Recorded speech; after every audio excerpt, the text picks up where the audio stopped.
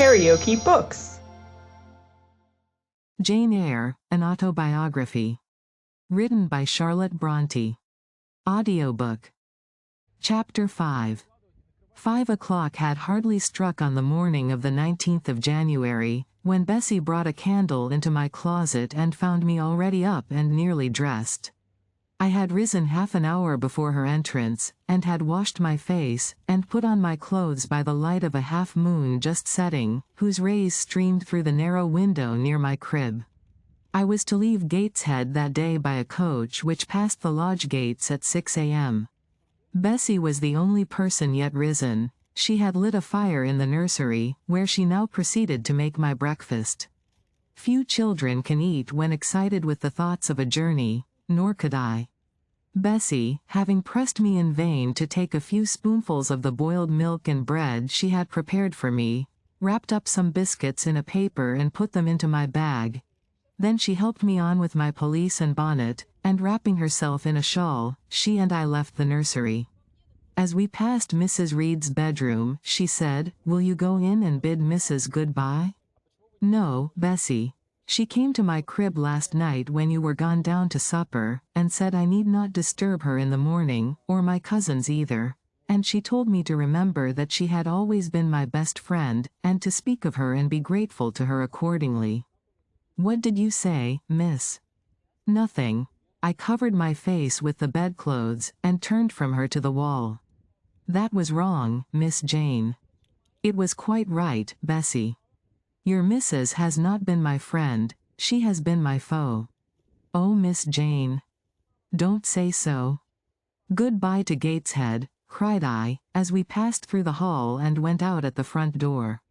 The moon was set, and it was very dark. Bessie carried a lantern, whose light glanced on wet steps and gravel roads sodden by a recent thaw. Raw and chill was the winter morning. My teeth chattered as I hastened down the drive. There was a light in the porter's lodge. When we reached it, we found the porter's wife just kindling her fire. My trunk, which had been carried down the evening before, stood corded at the door. It wanted but a few minutes of 6, and shortly after that hour had struck, the distant roll of wheels announced the coming coach. I went to the door and watched its lamps approach rapidly through the gloom. "Is she going by herself?" asked the porter's wife. "Yes." "And how far is it?" 50 miles. What a long way. I wonder Mrs. Reed is not afraid to trust her so far alone. The coach drew up. There it was at the gates with its 4 horses and its top laden with passengers. The guard and coachman loudly urged haste. My trunk was hoisted up. I was taken from Bessie's neck, to which I clung with kisses. "Be sure and take good care of her," cried she to the guard, as he lifted me into the inside. "Aye," was the answer. The door was slapped to, a voice exclaimed, "All right," and on we drove. Thus was I severed from Bessie and Gateshead, thus whirled away to unknown, and, as I then deemed, remote and mysterious regions. I remember but little of the journey. I only know that the day seemed to me of a preternatural length, and that we appeared to travel over hundreds of miles of road. We passed through several towns, and in one, a very large one, the coach stopped. The horses were taken out, and the passengers alighted to dine. I was carried into an inn, where the guard wanted me to have some dinner, but, as I had no appetite, he left me in an immense room with a fireplace at each end, a chandelier pendant from the ceiling, and a little red gallery high up against the wall filled with musical instruments. Here I walked about for a long time, feeling very strange, and mortally apprehensive of someone coming in and kidnapping me. For I believed in kidnappers, their exploits having frequently figured in Bessie's fireside chronicles. At last the guard returned. Once more I was stowed away in the coach. My protector mounted his own seat, sounded his hollow horn, and away we rattled over the stony street of L. The afternoon came on wet and somewhat misty. As it waned into dusk, I began to feel that we were getting very far indeed from Gateshead. We ceased to pass through towns. The country changed. Great grey hills heaved up round the horizon. As twilight deepened, we descended a valley, dark with wood, and long after night had overclouded the prospect, I heard a wild wind rushing amongst trees. Lulled by the sound, I at last dropped asleep. I had not long slumbered when the sudden cessation of motion awoke me. The coach door was open, and a person like a servant was standing at it. I saw her face and dress by the light of the lamps. "Is there a little girl called Jane Eyre here?" she asked. I answered, yes, and was then lifted out. My trunk was handed down, and the coach instantly drove away. I was stiff with long sitting, and bewildered with the noise and motion of the coach. Gathering my faculties, I looked about me. Rain, wind, and darkness filled the air. Nevertheless, I dimly discerned a wall before me and a door open in it. Through this door I passed with my new guide. She shut and locked it behind her. There was now visible a house or houses, for the building spread far, with many windows, and lights burning in some. We went up a broad pebbly path, splashing wet, and were admitted at a door. Then the servant led me through a passage into a room with a fire, where she left me alone. I stood and warmed my numbed fingers over the blaze, then I looked round. There was no candle, but the uncertain light from the hearth showed, by intervals, papered walls, carpet, curtains, shining mahogany furniture.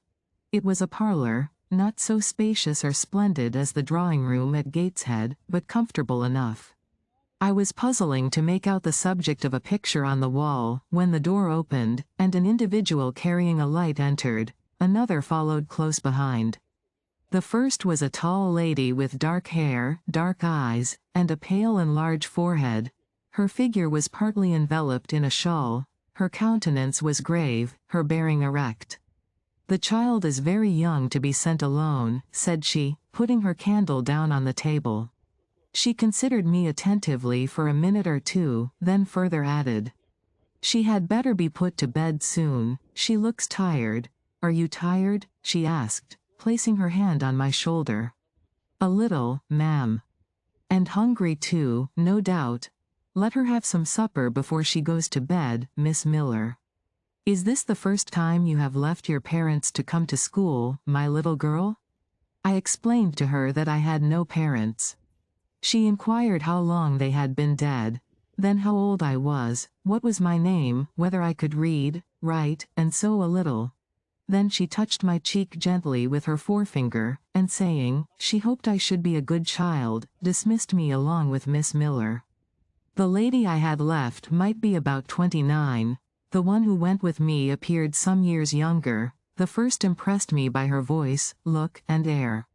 Miss Miller was more ordinary, ruddy in complexion, though of a careworn countenance, hurried in gait and action, like one who had always a multiplicity of tasks on hand. She looked, indeed, what I afterwards found she really was, an under-teacher.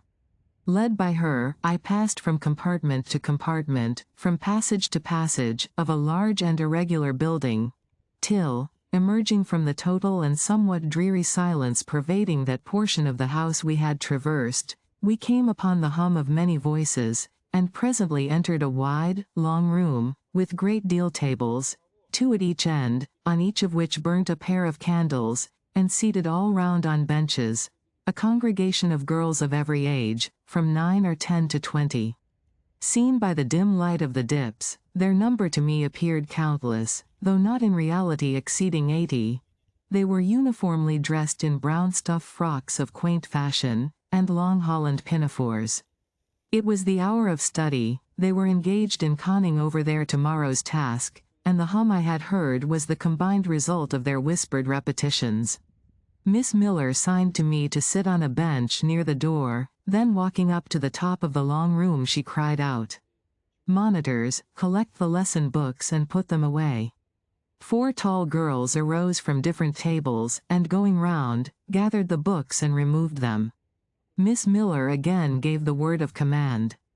"Monitors, fetch the supper trays." The tall girls went out and returned presently, each bearing a tray, with portions of something, I knew not what, arranged thereon, and a pitcher of water and mug in the middle of each tray. The portions were handed round. Those who liked took a draught of the water, the mug being common to all. When it came to my turn, I drank, for I was thirsty, but did not touch the food, excitement and fatigue rendering me incapable of eating. I now saw, however, that it was a thin oaten cake shared into fragments. The meal over, prayers were read by Miss Miller, and the classes filed off, 2 and 2, upstairs. Overpowered by this time with weariness, I scarcely noticed what sort of a place the bedroom was, except that, like the schoolroom, I saw it was very long. Tonight I was to be Miss Miller's bedfellow. She helped me to undress. When laid down I glanced at the long rows of beds, each of which was quickly filled with 2 occupants. In 10 minutes the single light was extinguished, and amidst silence and complete darkness I fell asleep. The night passed rapidly. I was too tired even to dream. I only once awoke to hear the wind rave in furious gusts, and the rain fall in torrents, and to be sensible that Miss Miller had taken her place by my side. When I again unclosed my eyes, a loud bell was ringing. The girls were up and dressing. Day had not yet begun to dawn, and a rushlight or 2 burned in the room. I too rose reluctantly. It was bitter cold, and I dressed as well as I could for shivering, and washed when there was a basin at liberty, which did not occur soon, as there was but 1 basin to 6 girls, on the stands down the middle of the room. Again the bell rang. All formed in file, 2 and 2, and in that order descended the stairs and entered the cold and dimly lit schoolroom. Here prayers were read by Miss Miller. Afterwards she called out, "Form classes." A great tumult succeeded for some minutes, during which Miss Miller repeatedly exclaimed, "Silence," and "Order." When it subsided, I saw them all drawn up in 4 semicircles, before 4 chairs, placed at the 4 tables. All held books in their hands, and a great book, like a Bible, lay on each table, before the vacant seat. A pause of some seconds succeeded, filled up by the low, vague hum of numbers. Miss Miller walked from class to class, hushing this indefinite sound. A distant bell tinkled. Immediately 3 ladies entered the room. Each walked to a table and took her seat. Miss Miller assumed the 4th vacant chair, which was that nearest the door, and around which the smallest of the children were assembled.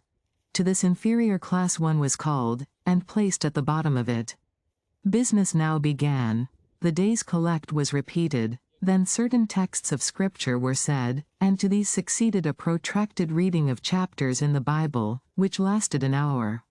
By the time that exercise was terminated, day had fully dawned. The indefatigable bell now sounded for the 4th time. The classes were marshaled and marched into another room to breakfast.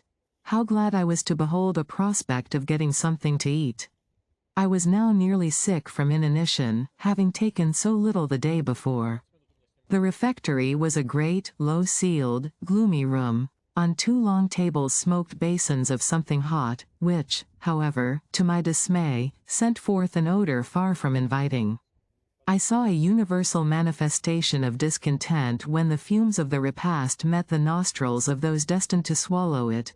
From the van of the procession, the tall girls of the 1st class, rose the whispered words, "Disgusting. The porridge is burnt again." "Silence," ejaculated a voice. Not that of Miss Miller, but one of the upper teachers, a little and dark personage, smartly dressed, but of somewhat morose aspect, who installed herself at the top of one table, while a more buxom lady presided at the other. I looked in vain for her I had first seen the night before. She was not visible. Miss Miller occupied the foot of the table where I sat, and a strange, foreign-looking, elderly lady, the French teacher, as I afterwards found, took the corresponding seat at the other board. A long grace was said and a hymn sung, then a servant brought in some tea for the teachers, and the meal began. Ravenous, and now very faint, I devoured a spoonful or 2 of my portion without thinking of its taste. But the first edge of hunger blunted. I perceived I had got in hand a nauseous mess. Burnt porridge is almost as bad as rotten potatoes. Famine itself soon sickens over it. The spoons were moved slowly. I saw each girl taste her food and try to swallow it, but in most cases the effort was soon relinquished. Breakfast was over and none had breakfasted. Thanks being returned for what we had not got, and a second hymn chanted, the refectory was evacuated for the schoolroom. I was one of the last to go out, and in passing the tables, I saw one teacher take a basin of the porridge and taste it. She looked at the others. All their countenances expressed displeasure, and one of them, the stout one, whispered, "Abominable stuff. How shameful." A quarter of an hour passed before lessons again began, during which the schoolroom was in a glorious tumult. For that space of time it seemed to be permitted to talk loud and more freely, and they used their privilege. The whole conversation ran on the breakfast, which one and all abused roundly. Poor things. It was the sole consolation they had. Miss Miller was now the only teacher in the room. A group of great girls standing about her spoke with serious and sullen gestures. I heard the name of Mr. Brocklehurst pronounced by some lips, at which Miss Miller shook her head disapprovingly, but she made no great effort to check the general wrath. Doubtless she shared in it. A clock in the schoolroom struck 9. Miss Miller left her circle, and standing in the middle of the room, cried, "Silence! To your seats!" Discipline prevailed. In 5 minutes the confused throng was resolved into order, and comparative silence quelled the babel clamor of tongues. The upper teachers now punctually resumed their posts, but still, all seemed to wait. Ranged on benches down the sides of the room, the 80 girls sat motionless and erect. A quaint assemblage they appeared, all with plain locks combed from their faces, not a curl visible, in brown dresses, made high and surrounded by a narrow tucker about the throat, with little pockets of holland, shaped something like a Highlander's purse, tied in front of their frocks, and destined to serve the purpose of a work-bag. All, too, wearing woolen stockings and country-made shoes, fastened with brass buckles. Above 20 of those clad in this costume were full-grown girls, or rather young women. It suited them ill, and gave an air of oddity even to the prettiest. I was still looking at them, and also at intervals examining the teachers, none of whom precisely pleased me, for the stout one was a little coarse, the dark one not a little fierce, the foreigner harsh and grotesque, and Miss Miller, poor thing, looked purple, weather-beaten, and overworked, when, as my eye wandered from face to face, the whole school rose simultaneously, as if moved by a common spring. What was the matter? I had heard no order given. I was puzzled. Ere I had gathered my wits, the classes were again seated, but as all eyes were now turned to one point, mine followed the general direction, and encountered the personage who had received me last night. She stood at the bottom of the long room, on the hearth, for there was a fire at each end. She surveyed the 2 rows of girls silently and gravely. Miss Miller, approaching, seemed to ask her a question, and having received her answer, went back to her place, and said aloud, "Monitor of the first class, fetch the globes." While the direction was being executed, the lady consulted moved slowly up the room. I suppose I have a considerable organ of veneration, for I retain yet the sense of admiring awe with which my eyes traced her steps. Seen now, in broad daylight, she looked tall, fair, and shapely, brown eyes with a benignant light in their irids, and a fine penciling of long lashes round, relieved the whiteness of her large front. On each of her temples her hair, of a very dark brown, was clustered in round curls, according to the fashion of those times, when neither smooth bands nor long ringlets were in vogue. Her dress, also in the mode of the day, was of purple cloth, relieved by a sort of Spanish trimming of black velvet. A gold watch. Watches were not so common then as now, shone at her girdle.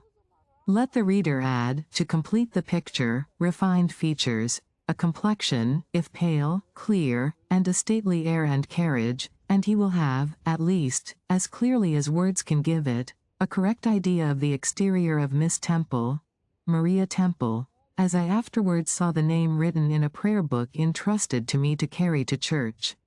The superintendent of Lowood, for such was this lady, having taken her seat before a pair of globes placed on one of the tables, summoned the first class round her, and commenced giving a lesson on geography. The lower classes were called by the teachers. Repetitions in history, grammar, and went on for an hour. Writing and arithmetic succeeded, and music lessons were given by Miss Temple to some of the elder girls. The duration of each lesson was measured by the clock, which at last struck 12. The superintendent rose. "I have a word to address to the pupils," said she. The tumult of cessation from lessons was already breaking forth, but it sank at her voice. She went on. "You had this morning a breakfast which you could not eat. You must be hungry. I have ordered that a lunch of bread and cheese shall be served to all." The teachers looked at her with a sort of surprise. "It is to be done on my responsibility," she added, in an explanatory tone to them, and immediately afterwards left the room. The bread and cheese was presently brought in and distributed, to the high delight and refreshment of the whole school. The order was now given, to the garden. Each put on a coarse straw bonnet, with strings of colored calico, and a cloak of gray frieze. I was similarly equipped, and, following the stream, I made my way into the open air. The garden was a wide enclosure, surrounded with walls so high as to exclude every glimpse of prospect. A covered veranda ran down one side, and broad walks bordered a middle space divided into scores of little beds. These beds were assigned as gardens for the pupils to cultivate, and each bed had an owner. When full of flowers they would doubtless look pretty, but now, at the latter end of January, all was wintry blight and brown decay. I shuddered as I stood and looked round me. It was an inclement day for outdoor exercise, not positively rainy, but darkened by a drizzling yellow fog. All underfoot was still soaking wet with the floods of yesterday. The stronger among the girls ran about and engaged in active games, but sundry pale and thin ones herded together for shelter and warmth in the veranda. And amongst these, as the dense mist penetrated to their shivering frames, I heard frequently the sound of a hollow cough. As yet I had spoken to no one, nor did anybody seem to take notice of me. I stood lonely enough, but to that feeling of isolation I was accustomed. It did not oppress me much. I leant against a pillar of the veranda, drew my gray mantle close about me, and, trying to forget the cold which nipped me without, and the unsatisfied hunger which gnawed me within, delivered myself up to the employment of watching and thinking. My reflections were too undefined and fragmentary to merit record. I hardly yet knew where I was. Gateshead and my past life seemed floated away to an immeasurable distance. The present was vague and strange, and of the future I could form no conjecture. I looked round the convent-like garden, and then up at the house, a large building, half of which seemed grey and old, the other half quite new. The new part, containing the schoolroom and dormitory, was lit by mullioned and latticed windows, which gave it a church-like aspect. A stone tablet over the door bore this inscription: Lowood Institution. This portion was rebuilt A.D. by Naomi Brocklehurst, of Brocklehurst Hall, in this county. Let your light so shine before men, that they may see your good works, and glorify your Father which is in heaven. Street. Matt. v. 16. I read these words over and over again. I felt that an explanation belonged to them, and was unable fully to penetrate their import. I was still pondering the signification of institution, and endeavoring to make out a connection between the first words and the verse of Scripture, when the sound of a cough close behind me made me turn my head. I saw a girl sitting on a stone bench near. She was bent over a book, on the perusal of which she seemed intent. From where I stood I could see the title. It was Rasselas, a name that struck me as strange, and consequently attractive. In turning a leaf she happened to look up, and I said to her directly, "Is your book interesting?" I had already formed the intention of asking her to lend it to me some day. "I like it," she answered, after a pause of a second or two, during which she examined me. "What is it about?" I continued. I hardly know where I found the hardihood thus to open a conversation with a stranger. The step was contrary to my nature and habits. But I think her occupation touched a chord of sympathy somewhere. for I too liked reading, though of a frivolous and childish kind. I could not digest or comprehend the serious or substantial. "You may look at it," replied the girl, offering me the book. I did so. A brief examination convinced me that the contents were less taking than the title. Rasselas looked dull to my trifling taste. I saw nothing about fairies, nothing about genii, no bright variety seemed spread over the closely printed pages. I returned it to her, she received it quietly, and without saying anything she was about to relapse into her former studious mood. Again I ventured to disturb her. "Can you tell me what the writing on that stone over the door means? What is Lowood Institution? This house where you are come to live. And why do they call it institution? Is it in any way different from other schools? It is partly a charity school. You and I, and all the rest of us, are charity children. I suppose you are an orphan. Are not either your father or your mother dead? Both died before I can remember. Well, all the girls here have lost either one or both parents, and this is called an institution for educating orphans. Do we pay no money? Do they keep us for nothing? We pay, or our friends pay, £15 a year for each. Then why do they call us charity children? Because £15 is not enough for board and teaching, and the deficiency is supplied by subscription. Who subscribes? Different benevolent-minded ladies and gentlemen in this neighborhood and in London. Who was Naomi Brocklehurst? The lady who built the new part of this house as that tablet records, and whose son overlooks and directs everything here. Why? Because he is treasurer and manager of the establishment. Then this house does not belong to that tall lady who wears a watch, and who said we were to have some bread and cheese. To Miss Temple? Oh, no. I wish it did. She has to answer to Mr. Brocklehurst for all she does. Mr. Brocklehurst buys all our food and all our clothes. Does he live here? No, 2 miles off, at a large hall. Is he a good man? He is a clergyman, and is said to do a great deal of good. Did you say that tall lady was called Miss Temple? Yes. And what are the other teachers called? The one with red cheeks is called Miss Smith. She attends to the work, and cuts out, for we make our own clothes, our frocks and pelisses, and everything. The little one with black hair is Miss Scatcherd. She teaches history and grammar, and hears the second-class repetitions. And the one who wears a shawl, and has a pocket handkerchief tied to her side with a yellow riband, is Madame Pierrot. She comes from Lille, in France, and teaches French. Do you like the teachers? Well enough. Do you like the little black one, and the madam? I cannot pronounce her name as you do. Miss Scatcherd is hasty. You must take care not to offend her. Madame Pierrot is not a bad sort of person.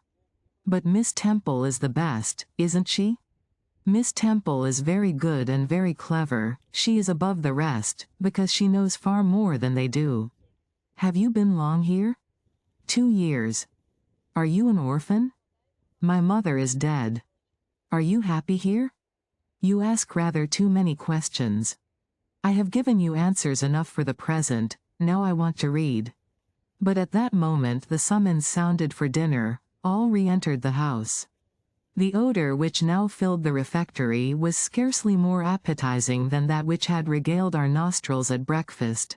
The dinner was served in 2 huge tin-plated vessels, whence rose a strong steam redolent of rancid fat. I found the mess to consist of indifferent potatoes and strange shreds of rusty meat, mixed and cooked together. Of this preparation a tolerably abundant plateful was apportioned to each pupil. I ate what I could, and wondered within myself whether every day's fare would be like this. After dinner, we immediately adjourned to the schoolroom. Lessons recommenced, and were continued till 5 o'clock. The only marked event of the afternoon was, that I saw the girl with whom I had conversed in the veranda dismissed in disgrace by Miss Scatcherd from a history class, and sent to stand in the middle of the large schoolroom. The punishment seemed to me in a high degree ignominious, especially for so great a girl. She looked 13 or upwards. I expected she would show signs of great distress and shame, but to my surprise she neither wept nor blushed. Composed, though grave, she stood, the central mark of all eyes. How can she bear it so quietly, so firmly? I asked of myself. Were I in her place, it seems to me I should wish the earth to open and swallow me up. She looks as if she were thinking of something beyond her punishment, beyond her situation, of something not round her nor before her. I have heard of daydreams. Is she in a daydream now? Her eyes are fixed on the floor, but I am sure they do not see it. Her sight seems turned in, gone down into her heart. She is looking at what she can remember, I believe, not at what is really present. I wonder what sort of a girl she is, whether good or naughty. Soon after 5 p.m., we had another meal, consisting of a small mug of coffee and half a slice of brown bread. I devoured my bread and drank my coffee with relish, but I should have been glad of as much more. I was still hungry. Half an hour's recreation succeeded, then study, then the glass of water and the piece of oat cake, prayers, and bed. Such was my first day at Lowood. If you liked what you heard, please subscribe to the channel.